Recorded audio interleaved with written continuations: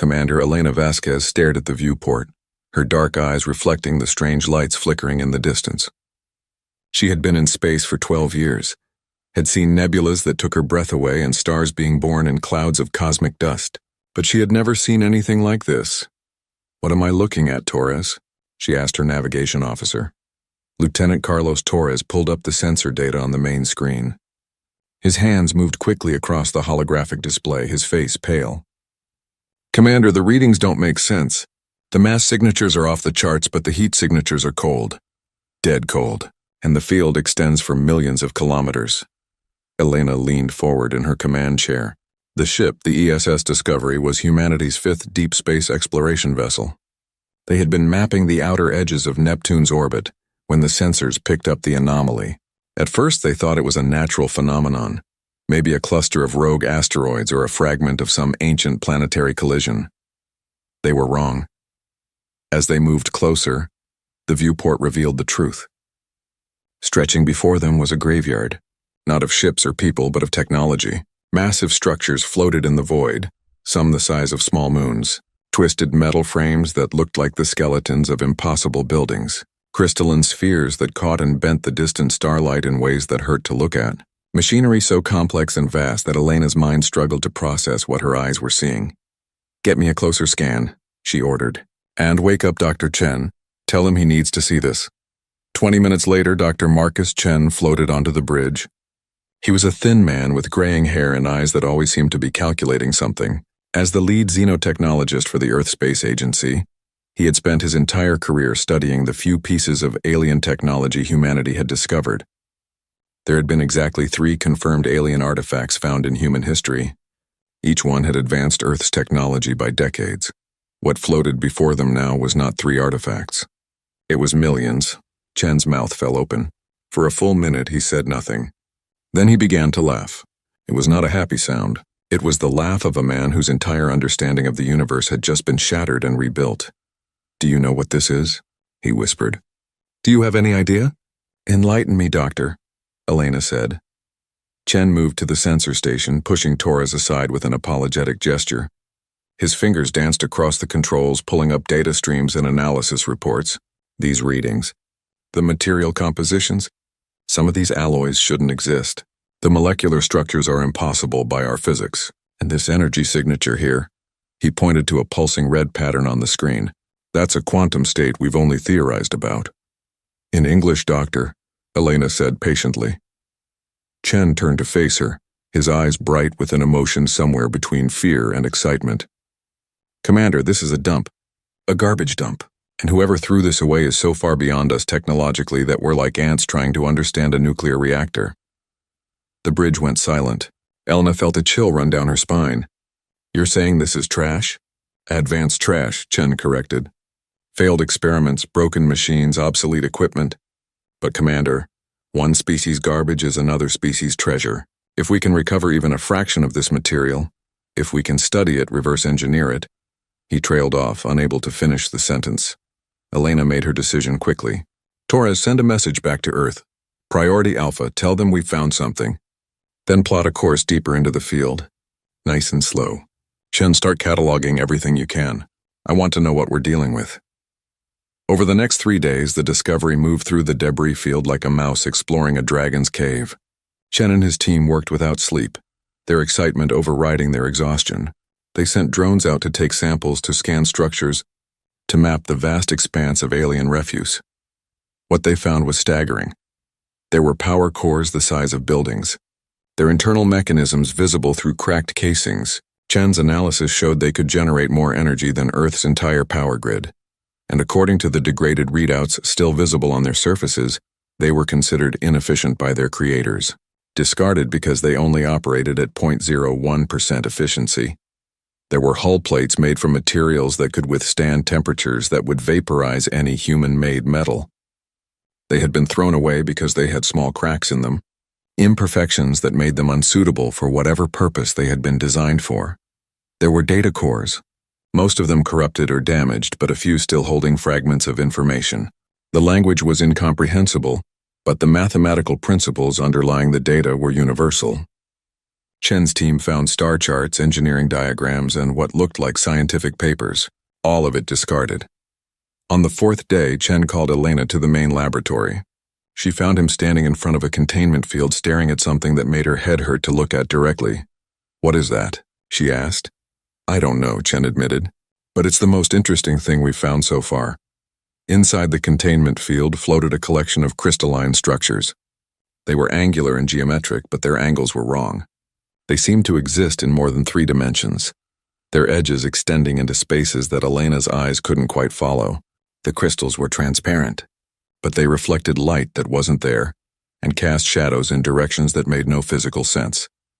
"The alien data tags call it a dimensional resonance experiment," Chen explained. "The status is marked as failure. Instructions are to discard it." "Why is it a failure?" Elena asked. Chen shrugged. "Near as I can tell from the fragmentary data, it didn't do what they wanted it to do. But Commander, it's doing something. Look at this." He pulled up a sensor reading. "These crystals are generating gravitational fluctuations. Tiny ones, but they shouldn't be generating any. They have almost no mass. The gravity is coming from somewhere else, some other dimension or space that our physics doesn't account for." Elena studied the crystals. "What were they trying to build?" "I don't know," Chen said, "but I'm going to find out." By the end of the second week, 3 more Earth ships had arrived, along with teams of scientists, engineers, and military observers. The debris field had been given an official designation, Artifact Field Sigma-7. Unofficially, everyone called it the Graveyard. The operation to catalog and retrieve the alien technology became humanity's top priority. Nothing else mattered. The world governments, usually so divided, united in their understanding that this was the opportunity of a lifetime. Maybe the opportunity of a species' lifetime. Elena watched as massive cargo haulers attached themselves to broken structures and began the slow process of moving them back toward Earth. She watched as research teams carefully extracted samples from the larger pieces that couldn't be moved. She watched as Chen became more and more obsessed with the crystalline structures, spending every waking moment studying them. 3 months into the operation, Elena received a visitor. Admiral James Okoye arrived on his flagship, the ESS Sentinel, humanity's most advanced warship. He was a tall man with a shaved head and a scar running down his left cheek, a reminder of the resource wars that had nearly destroyed Earth 50 years ago. They met in Elena's ready room, a small office attached to the Discovery's bridge. "Commander Vasquez," Okoye said, accepting the coffee she offered him. "You've done well here. Humanity owes you a debt." "Thank you, sir," Elena replied. "But I'm just the one who found it. Dr. Chen and his team are the ones doing the real work." Okoye nodded. "I've read Dr. Chen's reports. Fascinating stuff. Also terrifying." Elena raised an eyebrow. "Terrifying, sir?" "Think about it, Commander," Okoye said, leaning back in his chair. "Whoever dumped this technology here did so because it wasn't good enough for them. They threw it away like we throw away broken smartphones. That means somewhere out there there's a civilization so advanced that all of this—" He gestured toward the viewport, toward the vast field of impossible technology, "is garbage to them." The weight of his words settled over the room like a heavy blanket. "What does that mean for us?" Elena asked quietly. "It means we're children playing with tools we don't understand," Okoye said. "But it also means we have a chance. If we can learn from this, if we can study it and understand it and maybe even improve on it, we might be able to survive when we finally meet the ones who threw it away." "You think we'll meet them?" "I think it's inevitable," Okoye said. "We've had faster-than-light travel for less than 10 years, Commander. We've barely started exploring our own galactic neighborhood. But these artifacts, this dump, it's here for a reason. This is their trash disposal site, which means this region of space is important to them, even if only as a place to throw away their junk." Elena felt that chill again, deeper this time. "What do you need from me, Admiral?" "Keep doing what you're doing," Okoye said. "Map the field, catalog everything, send it all home. But be careful. We're poking around in someone else's garbage dump. If they come back and find us here, we need to be ready to either explain ourselves or run like hell." After Okoye left, Elena stood at the viewport for a long time, staring out at the graveyard. Somewhere in the distance, Chen's team was extracting another batch of crystalline structures. The lights from their work drones flickered like fireflies against the darkness of space. She thought about what Okoye had said. Children playing with tools they didn't understand. It was true.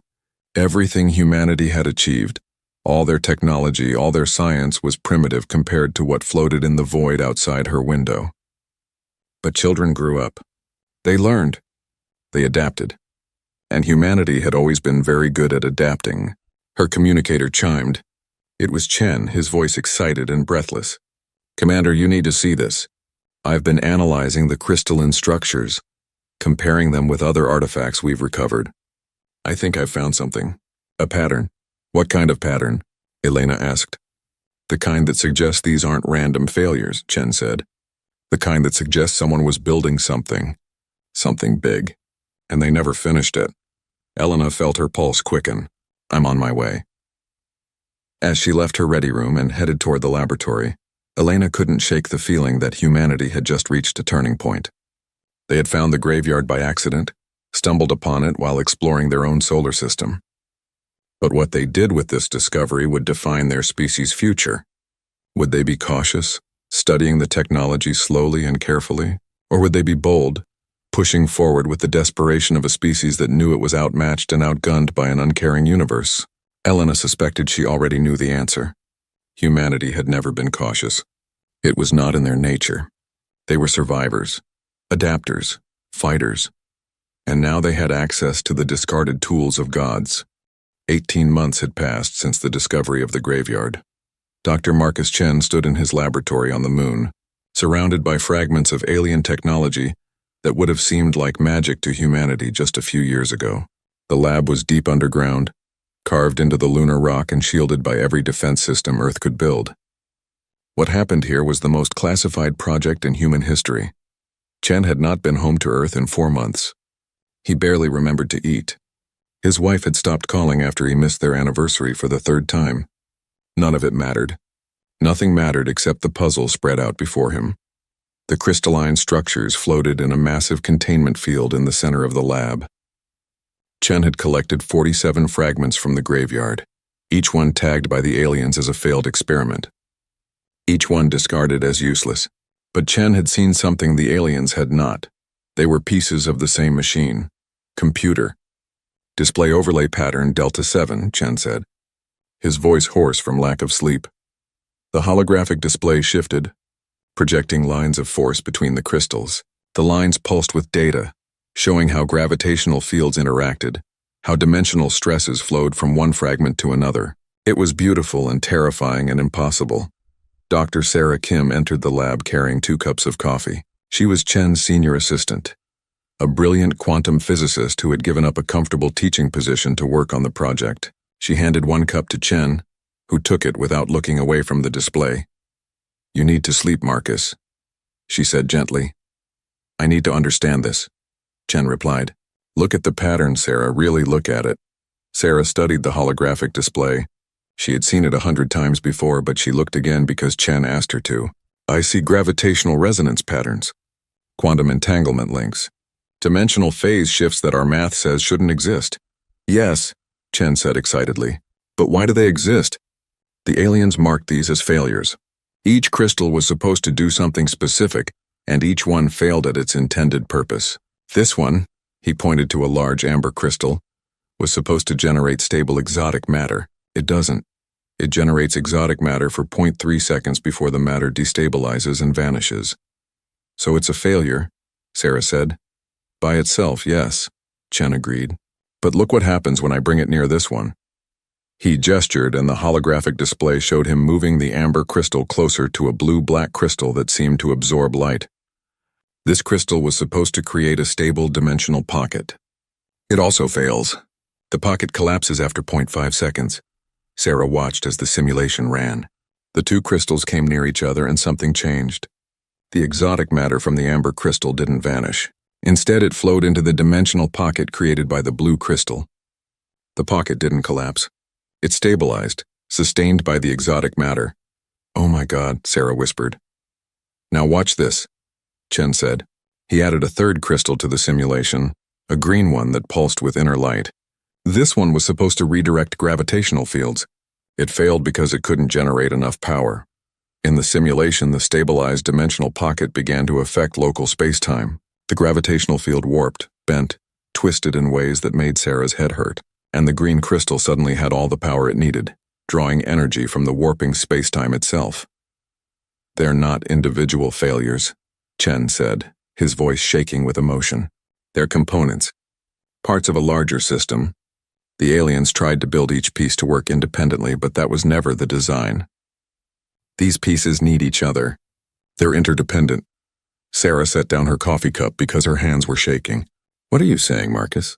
Chen turned to face her, and she saw in his eyes something that frightened her. Not madness, but a conviction so strong it was almost religious. "I'm saying that the aliens who built these were too specialized.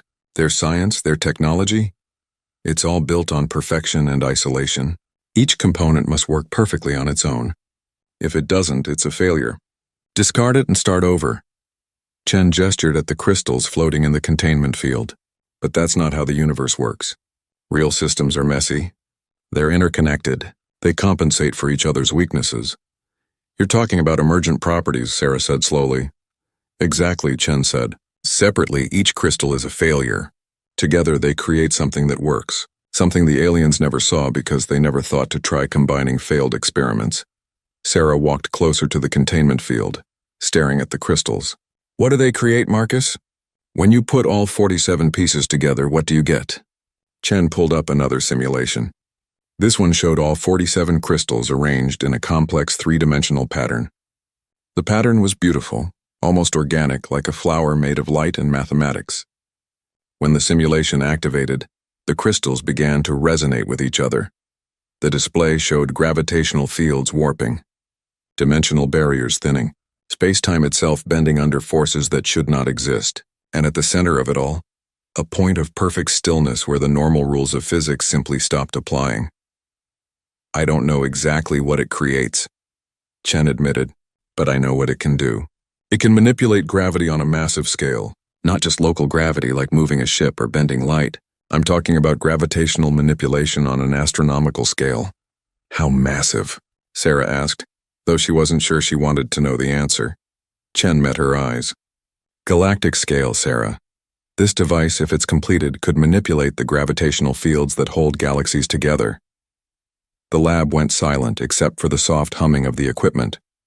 Sarah felt like the floor had dropped out from under her. "That's impossible." "The aliens thought so too," Chen said. "That's why they threw the pieces away. They couldn't make it work because they couldn't see past their own assumptions. But humans, we're different. We're adaptable. We see connections where others see chaos. We make tools from other people's trash." Sarah's mind was racing. "Marcus, if you're right, if this device can do what you think it can do, we can't build this. We shouldn't build this. It's too dangerous." "It's too dangerous not to build it," Chen countered. "Sarah, we're alone out here. Humanity is a child species in a galaxy full of adults. We found this graveyard by accident, but what happens when the ones who dumped it here come back? What happens when we meet a species that considers this level of technology to be garbage? So your solution is to build a doomsday weapon?" "My solution is to build a tool," Chen said firmly. "A tool that gives humanity a chance. A tool that makes us relevant in a universe where we're currently nothing more than interesting bacteria." Sarah wanted to argue, but she couldn't find the words, because Chen was right. Humanity had been lucky so far. They had explored their corner of space without encountering any hostile aliens. But luck ran out eventually. "Have you told anyone else about this?" Sarah asked. "I sent a preliminary report to Admiral Okoye," Chen said. "He's scheduled to visit next week. What do you think he'll say?" Chen smiled, but it was a tired, sad smile. "I think he'll tell me to build it. And I think I will, because I don't see any other choice." Over the next 6 months, Chen's theory was tested and retested. Other scientists were brought in, sworn to secrecy, and shown the simulations. Some agreed with Chen's conclusions. Others thought he was insane, but none of them could disprove his mathematics. The breakthrough came when they discovered more pieces in the graveyard. Chen had created a search algorithm based on his understanding of the pattern, looking for specific types of failures. The algorithm found 38 more crystal fragments scattered throughout the debris field. When all 85 pieces were brought together and arranged according to Chen's calculations, something extraordinary happened. The crystals began to resonate on their own, without external power. They were recognizing each other. connecting in ways that the alien creators had never intended but that were somehow built into their fundamental design. It was Chen's assistant, Dr. Yuki Tanaka, who put it into words that everyone could understand. "It's like someone designed a car," she said during a briefing. "But they built the engine separately from the wheels, separately from the steering wheel. And when none of the parts worked on their own, they threw them all away. They never tried putting them together because their instructions said each part should work independently." Admiral Okoye, who had become the military overseer of the project, leaned back in his chair. "And we're going to assemble the car." "Yes, sir," Chen said. "But it's not a car. It's more like a tool for reshaping reality on the largest possible scale." "Can it be weaponized?" Okoye asked bluntly. The room went silent. Chen had known this question was coming, but he still hated having to answer it. "Anything that can manipulate gravity can be weaponized, Admiral. You could use it to crush a planet or tear apart a star, or scatter an entire solar system across light years of space. But that's not what it was designed for." "What was it designed for?" Okoye asked. "I think it was designed to reshape galaxies," Chen said quietly. "To move stars, to redirect dark matter flows, to adjust the large-scale structure of space-time itself. I think the aliens who started building it wanted to become architects of the cosmos. And they failed," Okoye observed. "They gave up," Chen corrected. "They couldn't make it work with their approach, so they discarded the pieces. But the potential was always there." Okoye was quiet for a long moment. Then he stood up. "Dr. Chen, I'm authorizing you to proceed with full construction. We're going to build this device. We're going to test it. And we're going to hope that when the aliens who dumped this technology come back, we'll have something to show them besides our surrender." Chen nodded. He had expected this decision, but hearing it spoken aloud made it real in a way that frightened him. They were going to build a machine that could reshape galaxies, a machine made from garbage. After the meeting, Sarah found Chen in his office staring at a holographic projection of the complete device. The pattern of 85 crystals hung in the air, rotating slowly, beautiful and terrible. "Are we doing the right thing?" Sarah asked. Chen didn't answer immediately. He watched the crystals turn, watched the simulated energy flows pulse through the pattern like blood through veins. "I don't know," he finally said, "but I know we're doing the human thing. We find broken pieces and we fix them. We take what others discard and we make it useful. That's what we do. That's what we've always done. Even if it destroys us, especially if it might destroy us," Chen said. "Because the alternative is waiting here helpless until someone else decides our fate. At least this way we have a choice. We have agency." Sarah nodded slowly. She understood his logic even if she didn't entirely agree with it. "When do we start construction?" "Tomorrow," Chen said. "We start building tomorrow."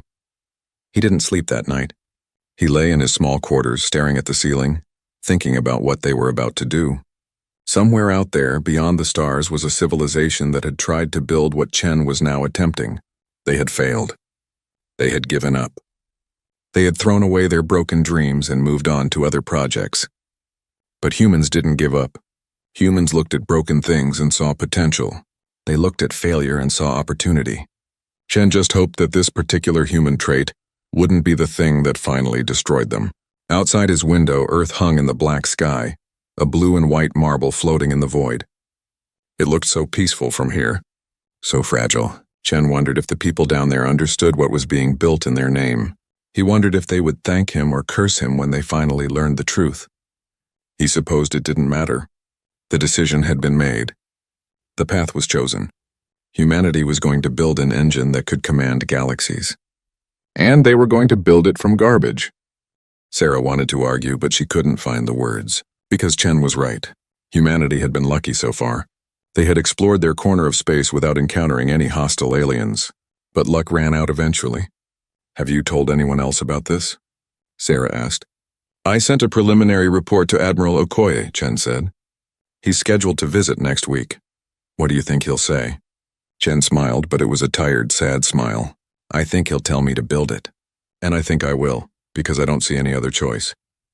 Over the next 6 months, Chen's theory was tested and retested. Other scientists were brought in, sworn to secrecy and shown the simulations. Some agreed with Chen's conclusions. Others thought he was insane, but none of them could disprove his mathematics. The breakthrough came when they discovered more pieces in the graveyard. Chen had created a search algorithm based on his understanding of the pattern, looking for specific types of failures. The algorithm found 38 more crystal fragments scattered throughout the debris field. When all 85 pieces were brought together and arranged according to Chen's calculations, something extraordinary happened. The crystals began to resonate on their own, without external power. They were recognizing each other, connecting in ways that the alien creators had never intended but that were somehow built into their fundamental design. It was Chen's assistant, Dr. Yuki Tanaka, who put it into words that everyone could understand. "It's like someone designed a car," she said during a briefing. "But they built the engine separately from the wheels, separately from the steering wheel. And when none of the parts worked on their own, they threw them all away. They never tried putting them together because their instructions said each part should work independently." Admiral Okoye, who had become the military overseer of the project, leaned back in his chair. "And we're going to assemble the car." "Yes, sir," Chen said. "But it's not a car. It's more like a tool for reshaping reality on the largest possible scale." "Can it be weaponized?" Okoye asked bluntly. The room went silent. Chen had known this question was coming, but he still hated having to answer it. "Anything that can manipulate gravity can be weaponized, Admiral. You could use it to crush a planet or tear apart a star, or scatter an entire solar system across light years of space. But that's not what it was designed for." "What was it designed for?" Okoye asked. "I think it was designed to reshape galaxies," Chen said quietly. "To move stars, to redirect dark matter flows, to adjust the large-scale structure of space-time itself. I think the aliens who started building it wanted to become architects of the cosmos. And they failed," Okoye observed. "They gave up," Chen corrected. "They couldn't make it work with their approach, so they discarded the pieces. But the potential was always there." Okoye was quiet for a long moment. Then he stood up. "Dr. Chen, I'm authorizing you to proceed with full construction. We're going to build this device. We're going to test it. And we're going to hope that when the aliens who dumped this technology come back, we'll have something to show them besides our surrender." Chen nodded. He had expected this decision, but hearing it spoken aloud made it real in a way that frightened him. They were going to build a machine that could reshape galaxies, a machine made from garbage. After the meeting, Sarah found Chen in his office staring at a holographic projection of the complete device. The pattern of 85 crystals hung in the air, rotating slowly, beautiful and terrible. "Are we doing the right thing?" Sarah asked. Chen didn't answer immediately. He watched the crystals turn, watched the simulated energy flows pulse through the pattern like blood through veins. "I don't know," he finally said, "but I know we're doing the human thing. We find broken pieces and we fix them. We take what others discard and we make it useful. That's what we do. That's what we've always done. Even if it destroys us, especially if it might destroy us," Chen said. "Because the alternative is waiting here helpless until someone else decides our fate. At least this way we have a choice. We have agency." Sarah nodded slowly. She understood his logic, even if she didn't entirely agree with it. "When do we start construction?" "Tomorrow," Chen said. "We start building tomorrow." He didn't sleep that night. He lay in his small quarters, staring at the ceiling, thinking about what they were about to do. Somewhere out there, beyond the stars, was a civilization that had tried to build what Chen was now attempting. They had failed. They had given up. They had thrown away their broken dreams and moved on to other projects. But humans didn't give up. Humans looked at broken things and saw potential. They looked at failure and saw opportunity. Chen just hoped that this particular human trait wouldn't be the thing that finally destroyed them. Outside his window, Earth hung in the black sky, a blue and white marble floating in the void. It looked so peaceful from here, so fragile. Chen wondered if the people down there understood what was being built in their name. He wondered if they would thank him or curse him when they finally learned the truth. He supposed it didn't matter. The decision had been made. The path was chosen. Humanity was going to build an engine that could command galaxies. And they were going to build it from garbage. Chen pulled up a star chart. Imagine you're a civilization millions of years old. You've colonized thousands of star systems. But stars are born, evolve, and die on their own schedule, not yours. Some stars burn too hot, making their planets uninhabitable. Others grow dim and cold. If you could move the stars themselves, adjust their positions, you could optimize your entire galactic empire. That's insane, Patricia said, but she was looking at the engine with new understanding. That's thinking on a scale we've never considered, Chen corrected. But it makes sense. Why else would you need to manipulate gravity on such a massive scale? Elena made a decision. We need to test it. We need to see if the engine can actually move a stellar object. We can't test it on our own sun, Patricia said quickly. Even a small mistake could doom Earth. I'm not suggesting we test it on Sul, Elena said. There's a rogue planet about 3 light-years away. It was detected 5 years ago. A Jupiter-sized world drifting through space without a star. If we can move that, we'll know the engine works. The proposal went up the chain of command. Admiral Okoye approved it after 3 days of consideration. The test was scheduled for the following month. On the day of the test, Elena stood in the observation deck watching the engine power up.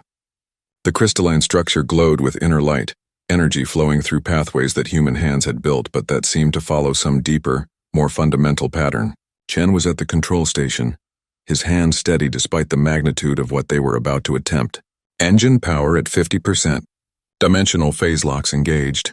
Gravitational targeting array focused on the rogue planet. Distance, 3.2 light-years. How is it targeting something 3 light-years away? Patricia asked. It's not, Chen explained.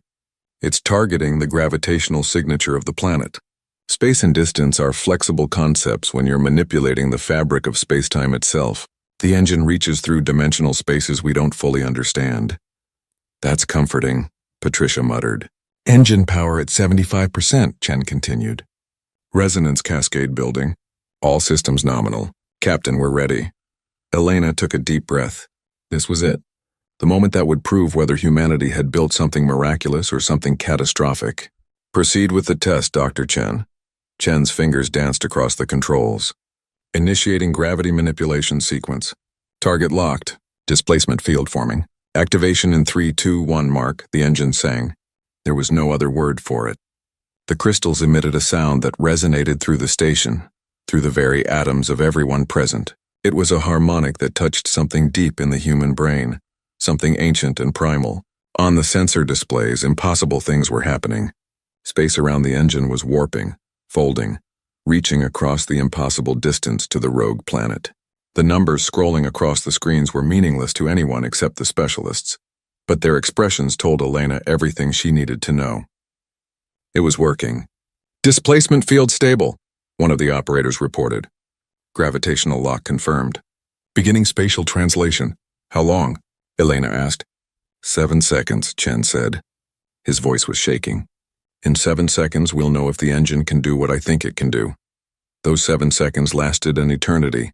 Elena watched the displays, watched the energy levels spike and stabilize, watched the impossible mathematics resolve into something almost comprehensible, and then it was done. The engine's song faded. The glow dimmed. The displays returned to normal. A report, Elena ordered. The sensor operator was staring at his screen in disbelief. Target planet has been relocated. New position is 0.7 light-years from its original location.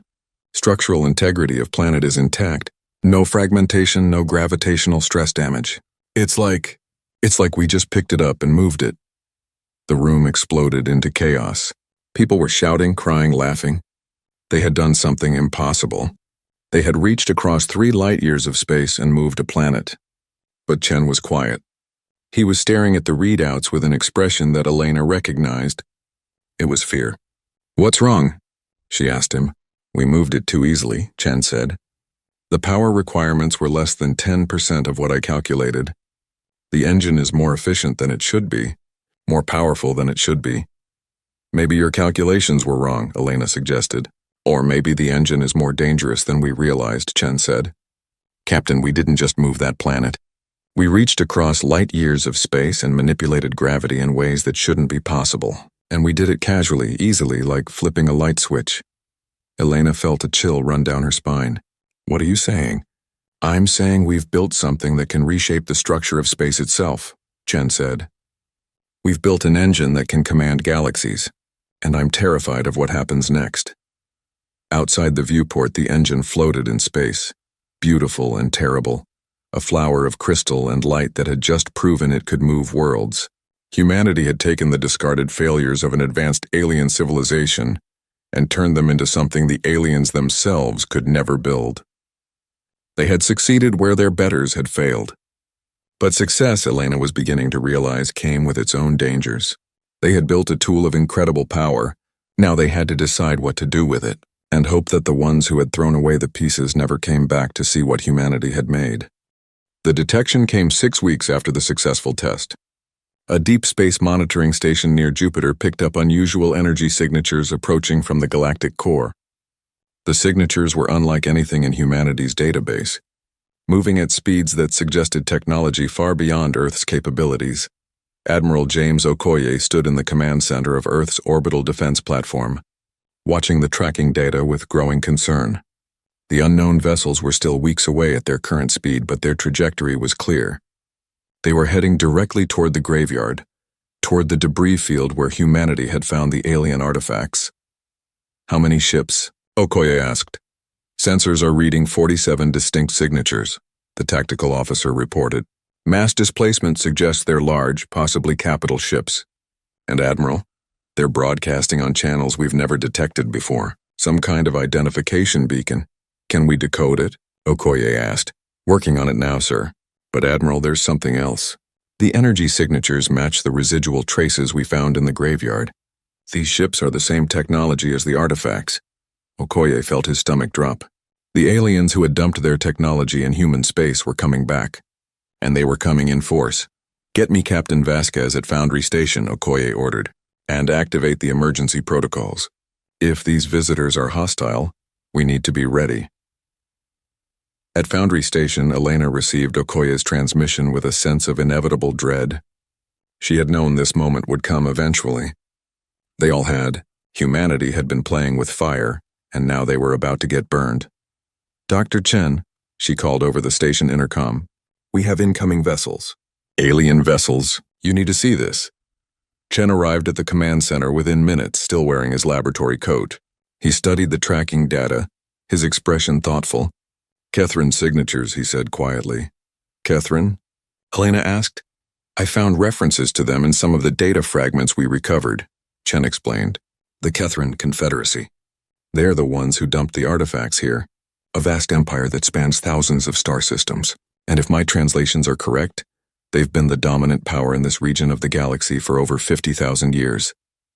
50,000 years, Elena repeated, her voice hollow, and we thought we were ready to face them with one experimental device. To be fair, it's an experimental device that can move planets, Chen pointed out. But yes, we're severely outmatched in every other way. The alien fleet arrived at the edge of Earth's solar system exactly 3 weeks later. They didn't attack immediately, which Elena took as either a good sign or a very bad one. Instead, they held position near the orbit of Neptune and sent a transmission. It took humanity's best linguists and computer systems 12 hours to decode the message. When they finally understood it, Okoye called an emergency meeting of Earth's global leadership. Elena and Chen joined via holographic link from Foundry Station. Okoye stood at the head of the conference table, his face grim. "The message has been translated," Okoye said. "The Catherine Confederacy is demanding that we surrender all artifacts recovered from their disposal site. They're giving us 72 hours to comply. If we refuse, they will, quote, sterilize the contamination and restore proper order to the sector. They're going to wipe us out," the president of the Pacific Union said, her voice shaking. "They're going to destroy Earth because we picked up their garbage." "Not just because we picked it up," Chen said quietly. Everyone turned to look at his holographic image. They detected the gravitational anomaly when we moved the rogue planet. They know we've built something from their discarded technology, and they're terrified. Terrified. The European premier asked. "They have 47 warships and 50,000 years of advancement. What do they have to be afraid of?" "Us," Chen said simply. "Think about it from their perspective. They dump their failed experiments in what they consider a wasteland. Then, less than a decade later, a primitive species that just discovered faster-than-light travel has not only recovered the artifacts but has successfully built something the Catherines themselves couldn't complete. We've accomplished in a few years what they failed to do in millennia. Of course they're terrified. So what do we do? Okoye asked. Surrender the engine and hope they're merciful? Or fight a war we can't possibly win? Elena spoke up. We do what humans have always done. We adapt, we survive, and we make them understand that we're not a threat to be eliminated but a potential ally. How? The African Coalition chairman asked. How do we negotiate with a species that sees us as contamination to be sterilized? We show them what we've built, Elena said. We show them that human ingenuity solved a problem their rigid thinking couldn't, and we make them realize that destroying us would be a waste of potential. Okoye considered this. It's a gamble.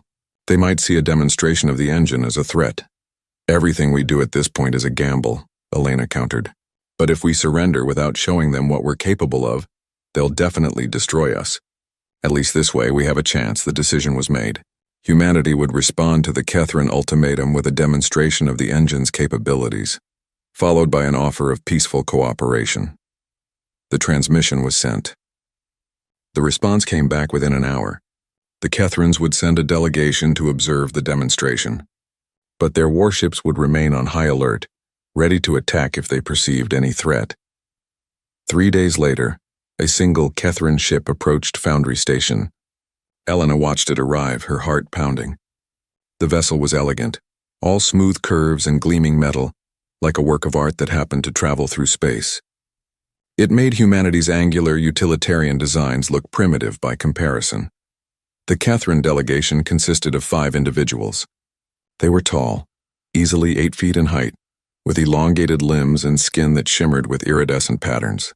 Their eyes were large and multifaceted like an insect's, but their overall appearance was surprisingly elegant. The lead Kethran introduced itself through a translation device. I am Scholar Commander Tethra of the Kethran Confederacy. You have violated protocol by taking resources from a designated disposal site. However, your primitive status allows for educational correction before enforcement. Explain your actions. Elena stepped forward. She had been chosen as the primary negotiator, partly because of her role in discovering the graveyard, and partly because she had a talent for diplomacy. We discovered the artifacts while exploring our own system. We meant no disrespect or violation. We simply saw an opportunity to learn and grow. You took that which was discarded as unworthy, Tethra said. The translator couldn't convey emotion, but Elena sensed disapproval in the alien's posture. You have contaminated yourself with failure. We prefer to think of it as learning from your experience, Elena said carefully. What you saw as failures, we saw as lessons. What you considered unworthy, we found valuable. Impossible, another Kethran said. The experiments were conducted according to perfect protocols. They failed because the principles were flawed. No useful technology can be derived from flawed principles. With respect, Chen said, stepping forward, your protocols were perfect for your way of thinking, but we approach problems differently. We saw connections you didn't see because you weren't looking for them. Demonstrate, Tethra commanded. Show us what you believe you have accomplished. Then we will determine if your species deserves continued existence or requires elimination for the safety of galactic order. The threat was delivered calmly, matter-of-factly, which made it all the more chilling. Elena led the delegation to the observation deck. Through the viewport, the engine floated in space, its crystalline structure catching and refracting the distant light of the sun. The Kethrans stopped. Every one of them froze in place, their multifaceted eyes fixed on the engine. For a long moment, they said nothing. Then Tethra spoke, and for the first time, the translator conveyed emotion. Shock. That configuration, those are the dimensional resonance experiments, Series 47 through 93, all documented failures.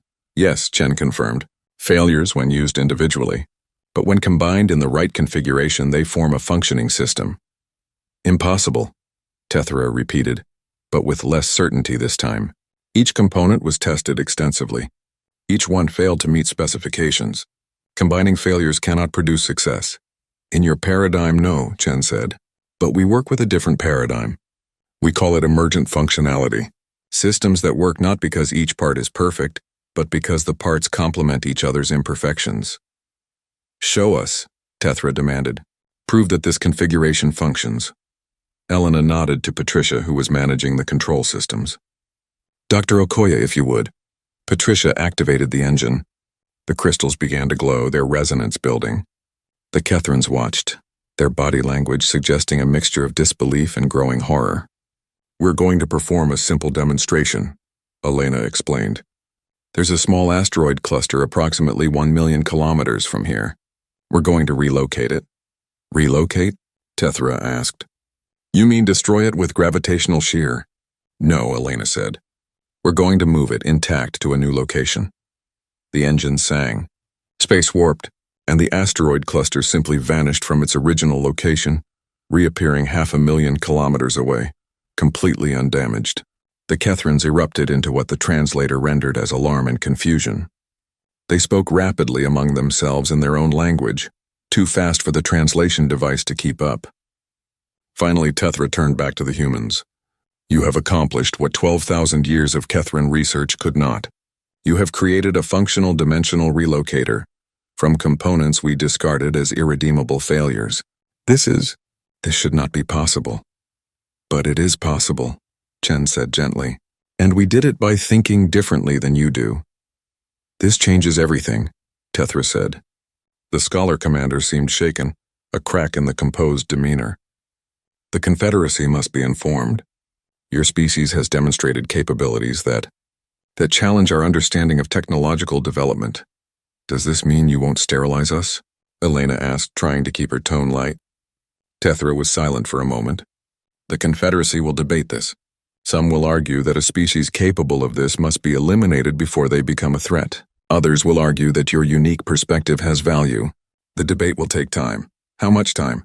Okoye asked, having joined the meeting via holographic link. "Weeks, perhaps months," Tethra said. "Until then, I am authorized to inform you that the deadline for surrender has been postponed. However, our fleet will remain in your system. If you attempt to use the device aggressively, or if you attempt to leave this solar system, we will interpret it as hostile action and respond accordingly. So we're prisoners in our own home," Okoye said flatly. "You are under observation," Tethra corrected. "There is a difference." After the Kethrans left, Elena, Chen, and Okoye held a private meeting. "They're afraid of us," Elena said. "Actually afraid."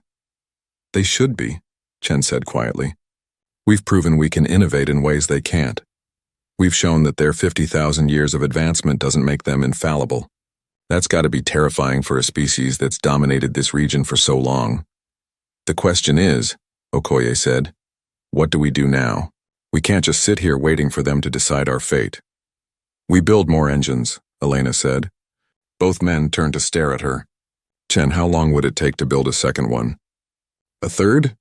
"We already have the pieces," Chen said slowly. "We could build 3 more in maybe 6 months now that we know the configuration works." "Do it," Okoye ordered. "But quietly. If the Kethrans find out, they might attack immediately." "They'll find out eventually," Elena pointed out. "Eventually is better than immediately," Okoye said. "We need leverage. Right now we have 1 engine and a solar system full of frightened people. If we have multiple engines, we have options." As the meeting broke up, Elena looked out at the stars. Somewhere out there, the Kethran fleet waited, 47 ships full of beings who had to decide if humanity deserved to live. And hidden in the Kuiper Belt, human engineers were already beginning work on the second engine, building humanity's future from alien garbage and human desperation. The galaxy had noticed them now. There was no going back. 5 months had passed since the Kethran fleet arrived. 5 months of uneasy standoff, with alien warships watching humanity's every move. 5 months of frantic, secret construction as humanity built its insurance policy against extinction. Captain Elena Vasquez stood in the command center of Foundry Station, watching the tactical display. 3 new engines now existed, hidden in different locations throughout the solar system. 1 near Jupiter's orbit, 1 deep in the asteroid belt, and 1 beyond Pluto. Together with the original engine at Foundry Station, humanity now possessed 4 devices capable of manipulating gravity on a galactic scale. The Kethrans didn't know about the new engines. At least, Elena hoped they didn't. The construction had been done with every stealth technology humanity possessed, every deception they could devise. But the Kethrans had 50,000 years of experience. It was possible they knew everything and were simply waiting to see what humanity would do. "Captain," the communications officer called out. "We're receiving a transmission from the Catherine flagship. They're requesting a meeting with you, Dr. Chen and Admiral Okoye. They say the Confederacy has reached a decision." Elena felt her heart begin to race. This was it, the moment that would determine humanity's future. "Tell them we'll meet on neutral ground, the observation platform near Mars orbit." 2 hours later, Elena found herself face to face with Scholar Commander Tethra once again. Okoye and Chen flanked her, presenting a united human front. The Catherine delegation had grown. There were now 12 of them, each representing different factions within the Confederacy. "The debate has concluded," Tethra announced without preamble. "The Confederacy has determined that your species represents an unacceptable threat to galactic stability. Your ability to innovate beyond established principles, to create functional technology from documented failures, suggests a fundamental unpredictability that cannot be tolerated." Elena felt ice water in her veins. "You're going to destroy us." "The formal term is controlled extinction," another Catherine said. This one's translator identified it as a military commander. "Your world will be rendered uninhabitable, but the process will be swift and painless. Your species will be preserved in our databases, a cautionary tale about the dangers of unguided technological development." "That's very considerate of you," Okoye said, his voice dripping with sarcasm. "Killing us painlessly." "We take no pleasure in this," Tethra said, "but we have maintained order in this region for 50 millennia. We cannot allow a single unpredictable species to destabilize that order. The decision is final. You have 12 hours to make peace with your end." "No," Chen said quietly. The Catherines turned to look at him. "No?" Tethra repeated. "You misunderstand. This is not a negotiation. This is an announcement of inevitability." "I understand perfectly," Chen said. "And I'm saying no. You're not going to destroy humanity, because if you try, we'll show you why unpredictability is not a weakness. It's a strength." "You have one functional device," the military commander said dismissively. "We have 47 warships, each capable of sterilizing a planet. Your engine is impressive, but it is not a weapon. It relocates objects. That will not save you from our firepower." "You're right," Elena said, picking up on Chen's strategy. "Our engine isn't a weapon, it's much worse than that. Dr. Chen, would you like to explain?" Chen pulled up a holographic display. It showed a star map, with the Catherine core worlds highlighted. "You've been very forthcoming with information about your empire, Scholar Commander. 50,000 years of existence. Thousands of colonized systems. All of it held together by carefully maintained trade routes, communication networks, and gravitational stability." "What is your point?" Tethra asked. "My point is that you've built your entire civilization on the assumption that the large-scale structure of space is fixed and predictable," Chen said. "Stars stay where they are. Planets orbit in regular patterns. Gravity is constant.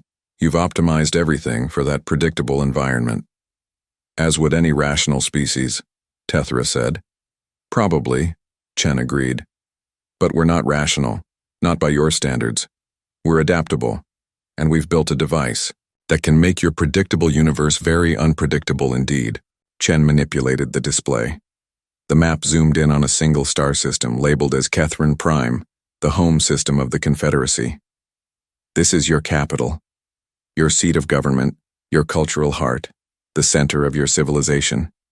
Beautiful system, very carefully positioned at the gravitational nexus of your trade network. If you are threatening our homeworld," the military commander said, its voice taking on a dangerous tone, "then you are proving our assessment correct." "I'm not threatening to destroy it," Chen said calmly. "I'm threatening to move it." The Catherines went silent. Elena could see their body language shifting, confusion, and something that might have been fear rippling through the delegation. "Move it?" Tethra asked. "You mean relocate our entire star system?" "Just like we relocated that rogue planet," Chen confirmed, "but on a much larger scale. We've been running simulations." The engine, operating at full power, can reach across 50,000 light-years and relocate your home system to a new position in the galaxy. We wouldn't destroy anything. We wouldn't harm anyone. We'd just move your capital to somewhere inconvenient. Maybe the galactic rim. Maybe between galaxies entirely. That is impossible, the military commander stated. The gravitational manipulation required to move an entire star system across such distances would tear it apart. You're probably right, Chen said. By your mathematics, by your physics, it's impossible. But we've already done impossible things with your discarded failures. Want to bet your homeworld that we can't do this too? This is madness, Tethra said. You would condemn yourselves. Even if you succeeded, even if you moved Kethrin Prime, our fleet would still destroy you. Probably, Okoye agreed. But then your capital system would be lost, scattered across the galaxy or stranded in intergalactic space. Your government would collapse, your empire would fracture. And all because you decided that a species capable of innovation was too dangerous to tolerate. Elena stepped forward. But it doesn't have to be that way. We don't want to be your enemy, Scholar Commander. We want to be your partner. We want to show the galaxy that different ways of thinking can complement each other, not threaten each other. You are blackmailing us, Tethra said. Yes, Elena admitted. We absolutely are. Because it's the only language you seem to understand. You are ready to exterminate us to preserve your order. We're showing you that exterminating us would cost you everything you've built. The Kethrins conferred among themselves, their rapid speech overwhelming the translation devices. The conversation went on for several minutes, voices rising and falling in what seemed like heated debate. Finally, Tethra turned back to the humans. You are bluffing. You could not possibly have the power to move a star system across such distances. Would you like a demonstration? Chen asked. He pulled up another star map. There's an uninhabited, binary star system about 12,000 light-years from here. No planets, no resources, nothing of value. We could move it just to prove the point. If you activate your device at that power level, we will interpret it as an act of war and attack immediately, the military commander warned. Then you'll never know if we were bluffing, Elena said. You'll destroy humanity, and you'll spend the rest of eternity wondering if your homeworld was about to vanish because you didn't believe we could do what we said. The standoff stretched on. Minutes passed in tense silence. Elena could feel sweat running down her back despite the climate control. Everything they had built, everything humanity had achieved balanced on this moment. There is another option, Tethra said finally. A third path between your extinction and our submission to blackmail. We're listening, Okoye said. You claim your way of thinking is valuable, that human innovation can solve problems Kethrin methods cannot, Tethra said. Prove it. Not with threats, but with results. There are problems in the galaxy that the Confederacy has been unable to solve for millennia. Help us solve them. Show us that your unpredictability is an asset rather than a threat. What kind of problems? Chen asked. Tethra pulled up a new display. It showed regions of space marked in red. These are areas where the normal laws of physics appear to be breaking down. Stars are aging faster than they should. Space itself seems to be tearing. We have studied these phenomena for 10,000 years and made no progress. If your unique approach can provide solutions, then perhaps your species has value to the galactic community after all. Elena looked at Chen and Okoye. She could see the same thought in their eyes. It was a trap, obviously, but it was also an opportunity. A chance to prove that humanity deserved a place among the stars. We accept, Elena said. On one condition. You leave our solar system. All 47 ships. You give us space to work, space to breathe. And you treat us as equals, not as primitives to be managed. Equals, the military commander scoffed. You have existed in space for less than a decade. And in that decade, we've built something your 50,000-year-old empire couldn't, Elena countered. That earns us some respect. Another conference among the Kethrins. This one was longer, more heated. But eventually, Tethra spoke again. The fleet will withdraw to the edge of your system. We will establish a permanent embassy on your moon to facilitate communication, and we will provide you with all our research on the anomalous zones. If you can provide solutions within one standard cycle, we will grant your species provisional membership in the galactic community. And if we can't? Elena asked. Then we will reassess your value to galactic stability, Tethra said. It was not quite a threat, but the implication was clear. Deal, Elena said before anyone could argue. The Kethran fleet withdrew the next day. It was a tense, cautious retreat, with weapon systems still powered and shields still active. But they left, moving to positions at the edge of the solar system where they could observe but not immediately threaten. Humanity erupted in celebration. They had faced extinction and won a reprieve through courage, ingenuity, and a healthy dose of bluffing. But Elena couldn't celebrate. She stood in her quarters on Foundry Station, looking at the data the Kethrans had provided about the anomalous zones. The information was dense, technical, and deeply troubling. Chen found her there an hour later. You saw it too, he said. It wasn't a question. These aren't natural phenomena, Elena said quietly. Something is causing these breakdowns in physics. Something is deliberately damaging the fabric of space. Something very old and very powerful, Chen agreed. The Kethrans don't know what it is. They've been studying it for 10,000 years and they're terrified. And they want us to figure it out, Elena said. Why? Why would they think we could solve something they couldn't? Because we see patterns they don't see, Chen said. Because we're used to working with broken things and making them functional. Because maybe, just maybe, our unpredictability is exactly what this problem requires. Elena pulled up a long-range scan, looking beyond the solar system, beyond the Kethran territory, into the deep spaces between galaxies. What if there's something out there, Chen? Something that makes the Kethrans look primitive, something that's been watching and waiting. Then we'd better figure out how to deal with it, Chen said. Because now everyone knows we exist. The Kethrans know. And if the Kethrans know, then sooner or later, whatever's out there in the dark will know too. Are you scared? Elena asked. Terrified, Chen admitted, but also excited. For the first time in human history, we're not alone in the universe. We're not safe, we're not comfortable, but we're relevant. We matter, Elena nodded slowly. We built an engine that commands galaxies from garbage. What else can we do? I guess we're about to find out, Chen said. Far above them, the engine floated in space, its crystalline structure catching the light of the distant sun. It was beautiful and terrible, a testament to human ingenuity and human desperation. It was a tool, a weapon, and a promise all at once. Humanity had reached for the stars using discarded dreams and broken tools. They had proven themselves capable of innovation beyond their years, adaptation beyond their experience. They had earned their place at the galactic table through a combination of brilliance, audacity, and sheer stubborn refusal to accept extinction. But the table they had joined was larger than they had imagined. The Kethran Confederacy was just one empire among many, and the anomalous zone suggested problems that no one, not even civilizations 50,000 years old, understood. Elena looked at the engine one last time before returning to work.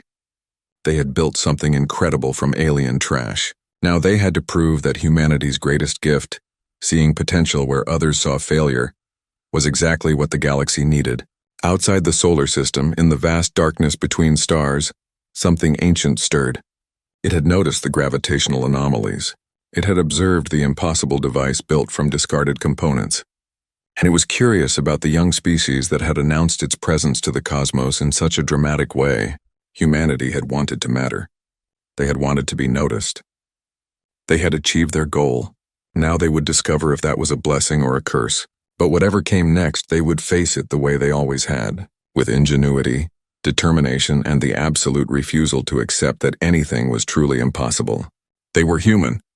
They built miracles from garbage, and they were just getting started.